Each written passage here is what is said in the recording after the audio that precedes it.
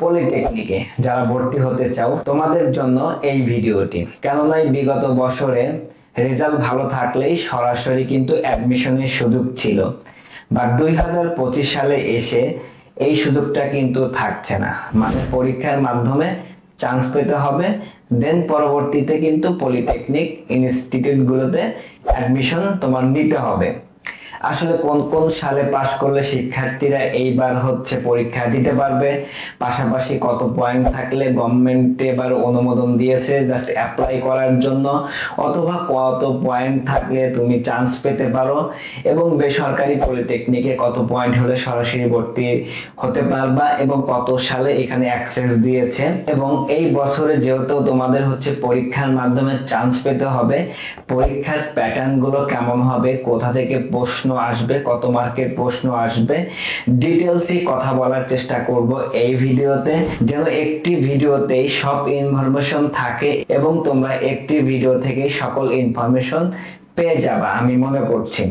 তো যাই হোক, 2025 সালে তোমরা যারা পলিটেকনিকে পড়তে চাচ্ছ, অর্থাৎ টেকনিক্যাল লাইনে তোমরা পড়তে চাচ্ছ, তোমাদের কিন্তু মিনিমাম 3.50 থাকতে হবে। এখানে একটা ব্যাপার আছে, তুমি আর্টস, কমার্স, সায়েন্স যে কোনো ডিপার্টমেন্টে পড়ো না কেন, তুমি কিন্তু 3.50 পেলে কিন্তু তুমি অ্যাপ্লাই করতে পারবা। এখানে আরেকটা অপশন রয়েছে, আর্টস, কমার্স, সায়েন্স যে প্রোগ্রামেই তুমি থেকে এসএসসি পরীক্ষা দাও না কেন, ম্যাথ সাবজেক্টটা কিন্তু তোমার মাস্ট বি সবারই ছিল। তো এইখানে কিন্তু তোমার 3 থাকতে হবে ম্যাথে, তাইলে কিন্তু তুমি এই 3.5 যদি টোটাল সিজিপিএ থাকে, তাহলে কিন্তু তুমি এখানে অ্যাডমিশনের জন্য অ্যাপ্লাই করতে পারবা। এখন কথা হচ্ছে, তুমি অ্যাপ্লাই করলে কি তুমি এখানে আসলে তুমি ভালো সাবজেক্ট অথবা ভালো পলিটেকনিক পাবা কিনা, আমি মনে করি না। এখানে কিন্তু পরীক্ষার মাধ্যমে, তোমাকে প্রথমেই বলেছি পরীক্ষার মাধ্যমে তোমার চান্স পেতে হবে। পরীক্ষা হবে 70 মার্কে এবং রেজাল্টে কিন্তু 30 মার্কের পরীক্ষা হবে, অর্থাৎ টোটাল কিন্তু 100 মার্কে তোমার পরীক্ষা দিতে হবে, এবং 100 মার্কের মধ্যে যত যে নাম্বার ভালো পাবা, ভালো সাবজেক্ট এবং ভালো পলিটেকনিক পাওয়ার কিন্তু সুযোগ রয়েছে। এখন আসবো পরীক্ষার প্যাটার্ন, কোন সাবজেক্টে কত মার্কে পরীক্ষা দিতে হবে। আমি যদি একটু ধারাবাহিকভাবে বলি, সেটি বাংলায় তোমার 10 মার্কের একটি প্রশ্ন থাকবে, 10 মার্কেরই অ্যান্সার করতে হবে। সেম ভাবে কিন্তু ইংলিশেও কিন্তু 10 মার্কে তোমার পরীক্ষা দিতে হবে। ম্যাথমেটিক্স অর্থাৎ গণিত, এখানে কিন্তু তোমার 20 মার্ক থাকবে।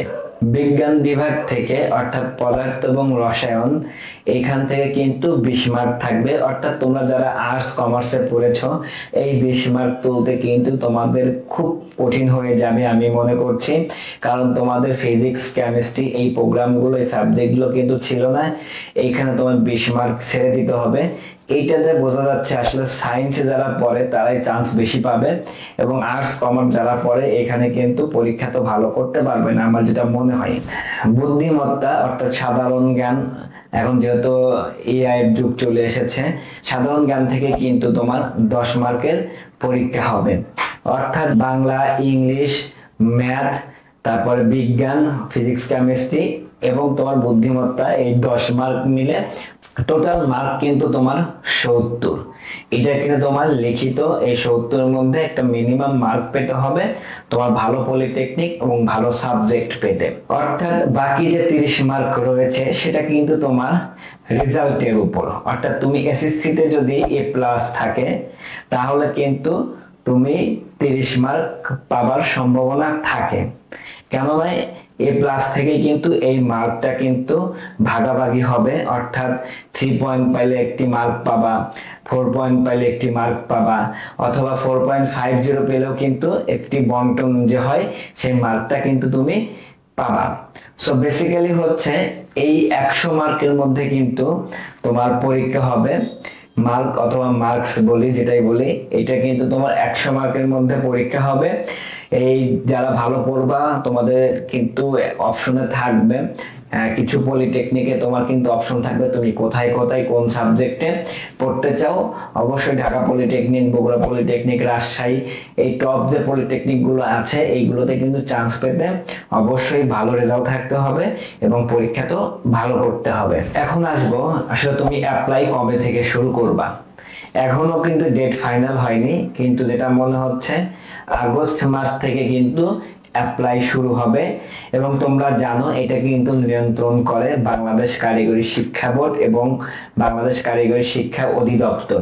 এই দুটি সমন্বয়ে কিন্তু এই পুরো পলিটেকনিক টেকনিক্যাল সেক্টরটা কিন্তু কন্ট্রোল করে।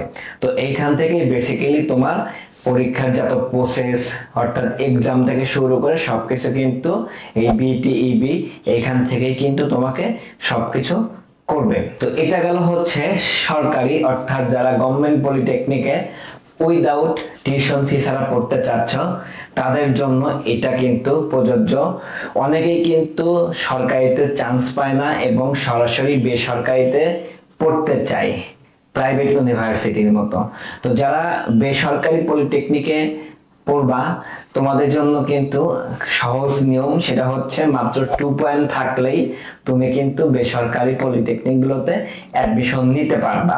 এখানে কিন্তু তোমরা যারা 2021 সালে এসএসসি পাস করেছো, 21, 22, 23, 24, 25 অর্থাৎ বিগত 5 বছর আগেও যারা পাস করেছো তোমরাও কিন্তু এই বেসরকারি বিশ্ববিদ্যালয়তে পড়ার সুযোগ পাচ্ছ এবং এখানে কিন্তু কোনো এক্সাম দিতে হবে না। এখন বেসরকারি পলিটেকনিক গুলোতে অ্যাডমিশনের আগে তোমাদের যেসব ব্যাপারগুলো দেখা উচিত, এই পলিটেকনিকটা পুরানো কিনা এবং এই পলিটেকনিক গুলোতে ল্যাব, টিচার্স থেকে শুরু করে সকল শিক্ষার্থী ফ্যাসিলিটিস পাচ্ছে কিনা।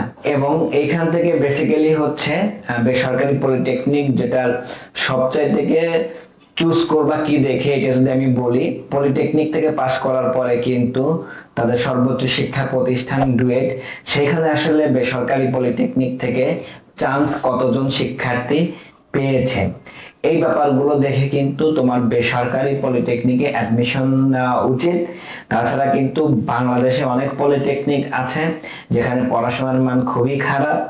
ওই শুধু বেসরকারি না, সরকারি বেসরকারি আসলে এই কারিগরি বোর্ডের যে অধীনস্থ যে ভোকেশনাল বা পলিটেকনিক, এটা আসলে অন্যান্য দেশে অনেক নাম ডাক থাকলেও এখানে কিন্তু ভালো করতে পারেনি এই সেক্টরটা।